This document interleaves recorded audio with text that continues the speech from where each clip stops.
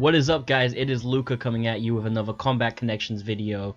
A year ago today of me recording this, I released my first solo video on this channel called Why I Love Kung Fu, in which I broke down my experiences with and my enjoyment of the Chinese martial arts, as well as why I continue to train them despite their reputation of being non-effective. Most of the points that I made in that video I think are still true and valid to this day, but I now have better recording equipment with a webcam and a high-budget microphone. I have more experience talking and running this show and making videos for you guys, and I've had a whole year of training and researching to develop these points even further. So I thought today, a year from the videos making and just over a year from the start of Combat Connections, I would rewrite and re-release a new version of Why I Love Kung Fu. Because I love Kung Fu. Yeah, so that audio was a little bit janky. So let's start off with why I want to talk about this and why I wanted to talk about it last year.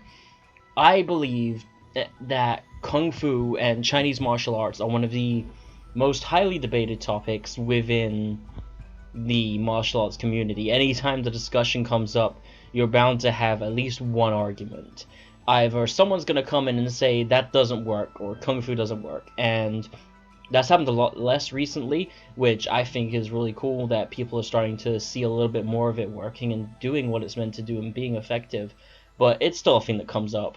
And what else you get is like Kung Fu purists who are like, that's not the traditional way to do this, that's not the real version of this Kung Fu, that Kung Fu, and it's like, nothing is meant to be exactly as a demo if you're using it for real, because if you're using it for real, if you want it to work, it's not going to look how it's meant, how it's shown when you're demonstrating it. Then you also get people that are like, my style's better, my lineage is better. Like, you're doing the same thing, and you can critique practitioners and you can critique what you see in different styles and different lineages. I know I do. I have styles and lineages and styles that I don't like. I'm not a fan of Jingyi. I'm not a fan of the Wing Tsun, the Wingtsun lineage of Wing Chun, but I've still seen some really great guys from that style, from that lineage. It's just not really the general stuff I see for me, but like, everyone gets so heated about it. You can't really have a good conversation about Kung Fu, and it doesn't do us who practice Kung Fu any favors that there's always fighting, because we're just trying to do what we like to do, and some of us want to use this for health, for fitness, for fighting, for choreography, and everyone's like, but this and that and this and this. Like, the reason I made that video is to show what Kung Fu really is to me, why I enjoy it, to show a little bit that it does work and it has a lot of good things in it, and to basically say these arguments are kind of dumb. Even though I've been in a lot of them myself, I am not clean here. I spend a lot of time arguing and debating, but let's just enjoy what we enjoy, and if y'all want to discuss it, discussions are perfectly cool and perfectly valid, but the fights are dumb, and that's kind of the original purpose for me making it. With the context out of the way, I think we should go into the actual remake of the video now. So, this is why I still love Kung Fu. I'm not an expert in Kung Fu, and I'm far from it. I'm not even an instructor.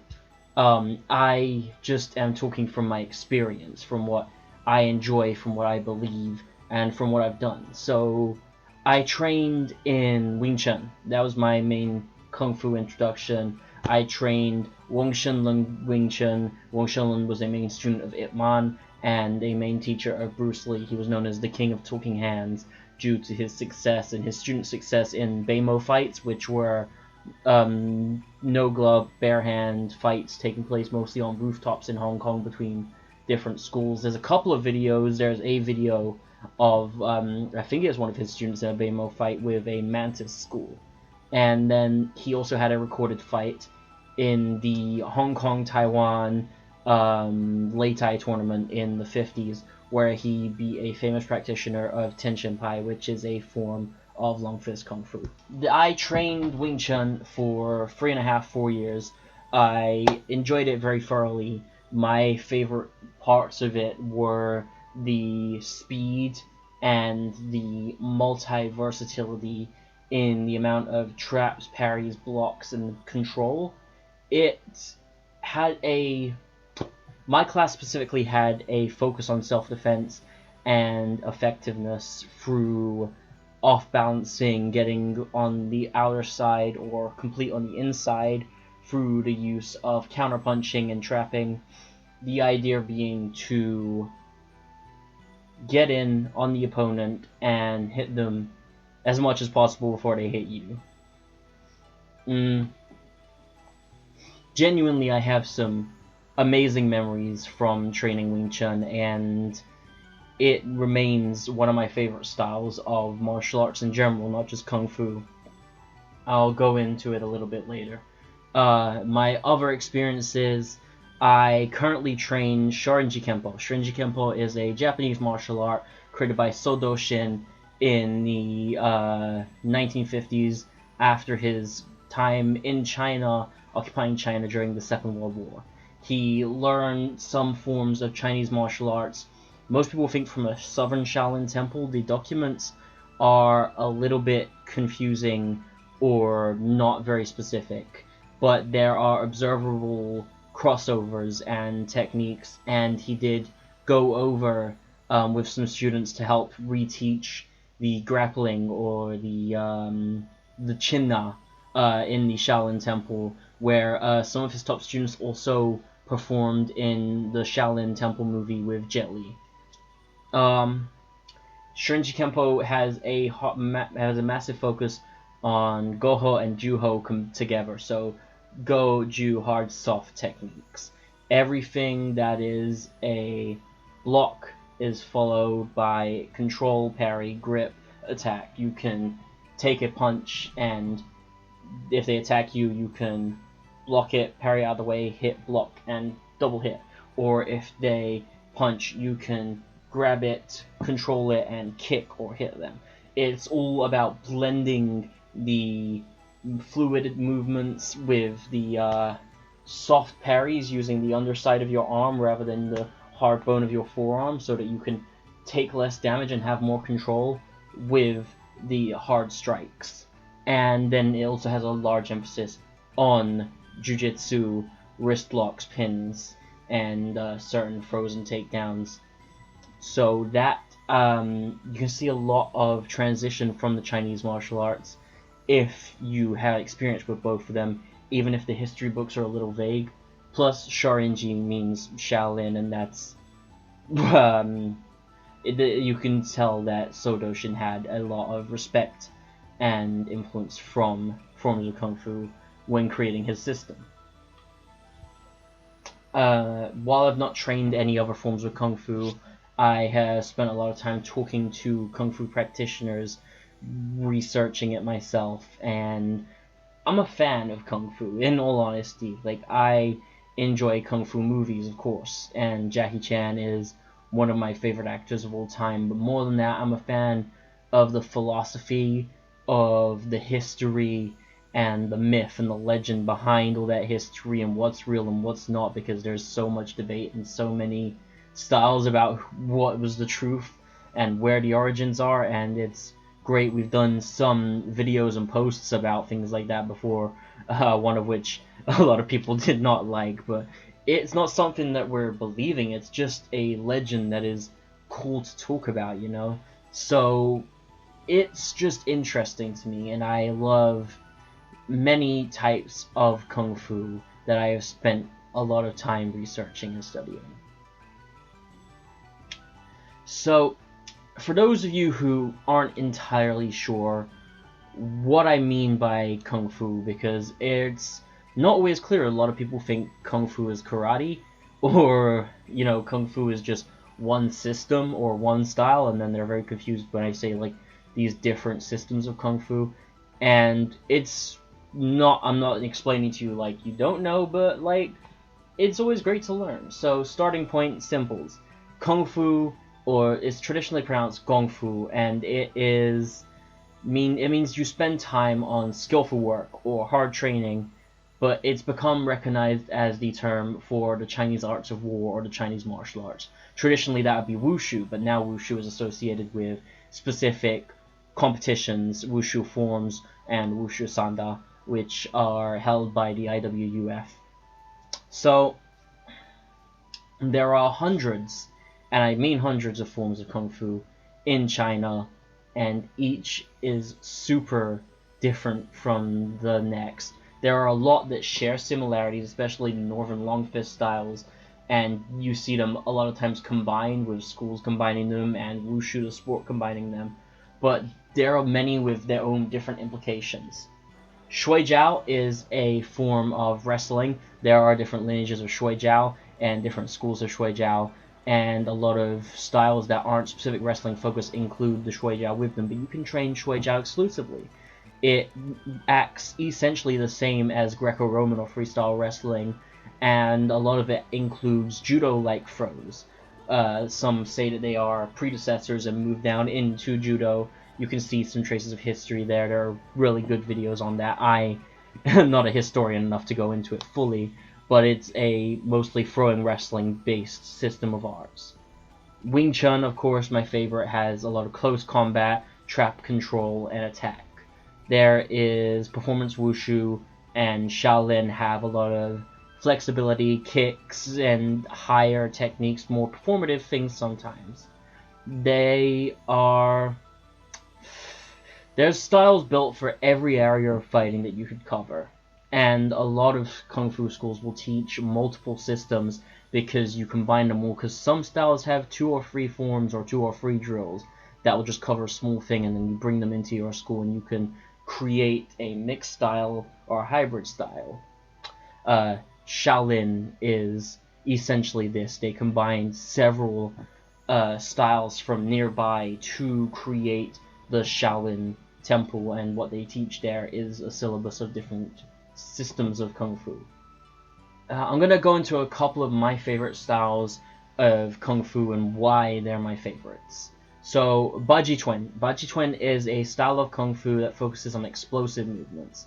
It uses elbow strikes, and one of its most significant signature moves are like the stepping forward elbows, like you can see in the recent Shang-Chi movie, which we made a video about.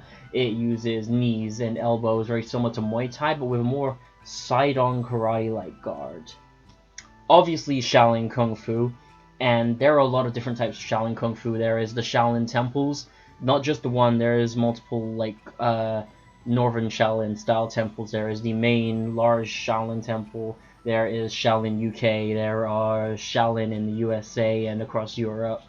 But there's also Northern Shaolin boxing, which is an offshoot from a student of the temple, and that's the one most recognized in media. Things like the firebending style in Avatar was based off of this. Then there are also Five Ancestors Fist and other things, which are southern Shaolin styles from the temples in the south, and there is believed to be a true southern Shaolin temple, but no one knows which it is, and there's multiple systems that have been included over the years within these Shaolin temples.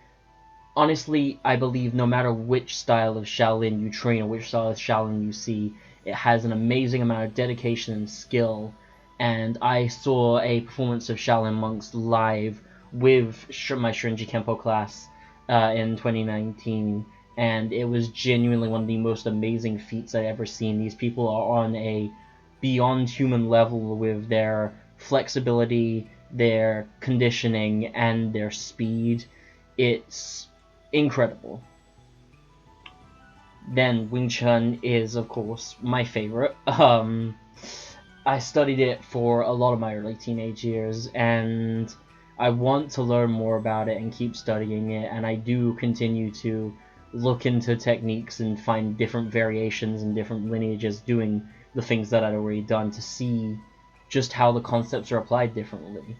I have created a couple of videos on it over the past year, and I want to keep creating videos on it going forwards as I continue to study and develop it. I love the ideas of counter punching, where you hit them before they hit you, and every time you block something, you follow it up with a hit. I like the idea of controlling pressure, using the Chi Sao and the Chain Blast to control your enemies and make sure they're going where you want them to, and hold their limbs and stop them from doing the things you don't want them to. I love the idea of just having complete control over your opponent and incorporating that into your fighting style. In my personal opinion, when you apply Wing Chun, it becomes a beautifully aggressive style. If you're using it right to defend yourself or to fight in the ring, or however you use it, it is about moving forwards, controlling and striking, and doing this damage while stopping the damage coming to you.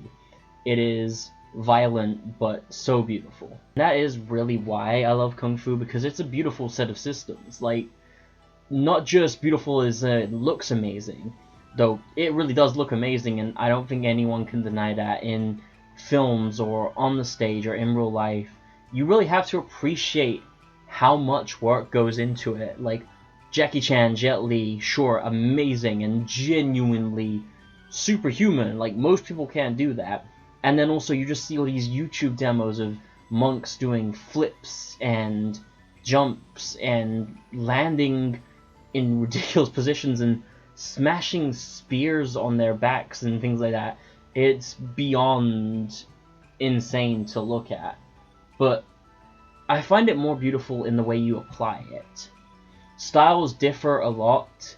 Obviously there's hundreds and they cover different areas, but there are links and shared concepts in a lot of systems, not just the ones that are used together commonly, but like dating down through, if you can go through the systems, you can find the links through what might be shared history or just a shared understanding of what was useful back in the day. It has a lot of emphasis on relaxation and not putting in too much tensity to add too much power. Minimal effort, maximum power. It's great to be able to relax but still hit that hard, and that's one of the concepts we still use in Shorinji Kempo, with two of our main Kihon, our basic strikes, being the Meochi whipping strike, where our hand stays completely loose as we strike to the eyes, and the Kinteki Gei kick, where our lower leg stays loose as we use our upper leg to strike to the groin as a weakener. These are both weakeners that we do before grappling or Juho techniques. There's also an emphasis on conditioning.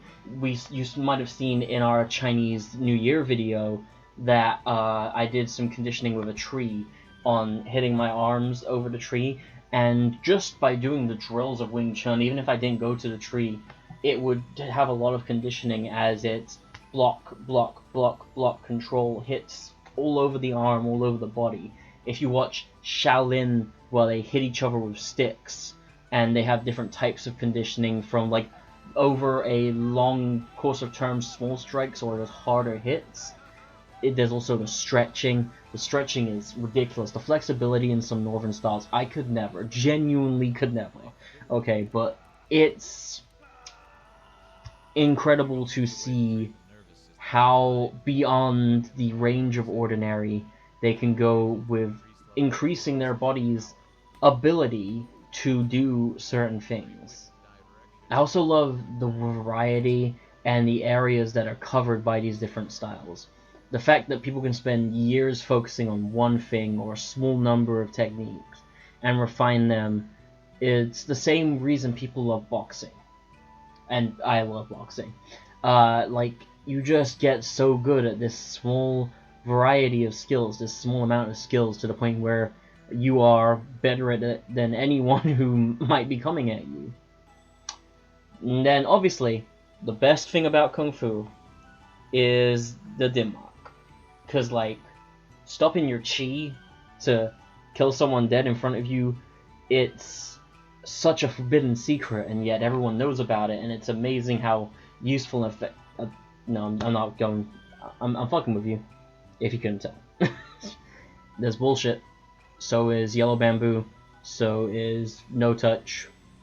This isn't to say that Kung Fu is perfect. There are a lot of fake masters out there, And there's a lot of masters who really know their stuff, but they've never trained it against a live opponent and don't really know how to adapt their techniques to a modern day situation.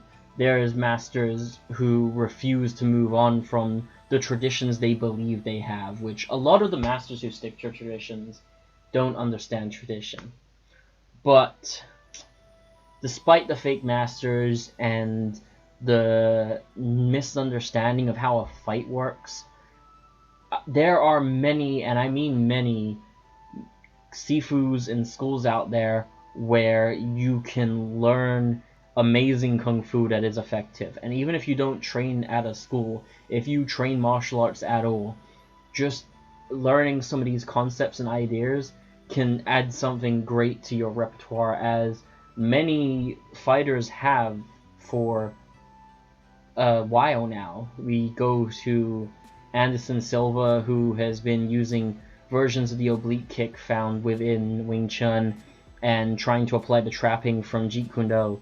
Or we go to Tony Ferguson, who trained with the Wing Chun dummy and used trapping to control an opponent's arm and get an over elbow above them.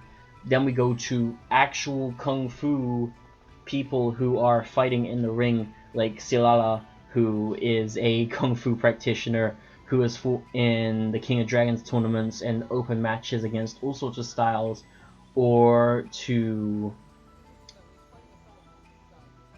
fighters in one championship like Shannon Warchai, who uses Bagua in his MMA fights. It's getting a bit more recognition now, and I think it's been proven, if you look at it enough, that the techniques and the concepts can play a really good role if you apply them correctly. I hope this remake of my old video was good for you guys. I expanded a little bit on old points that I made before. I rambled a little bit more, but I feel like it's a little bit more entertaining when I'm actually saying what I'm thinking rather than just verbatim the script. So let me know what you guys thought of this. Keep watching Combat Connections. We got a lot more videos coming this year. Keep training, guys, and until next time, this has been Luca. Peace.